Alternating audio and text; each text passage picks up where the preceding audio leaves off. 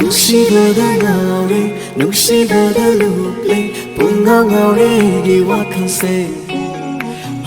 nung si bờ đã lụp lên nung si bờ đã ngào đi y ngao ngào đi bục mình hoa khăn xe nung si bờ đã ngào đi nung si bờ đã lụp lên bùng ngao ngào đi đi qua khăn xe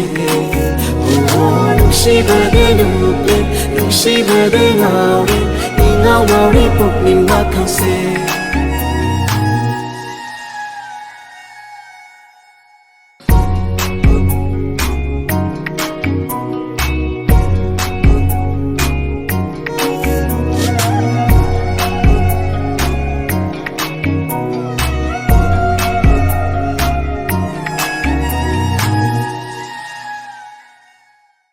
nung si bờ đã ngào đi nung si bờ đã lụp lên bùng ngao ngào đi đi qua khăn xe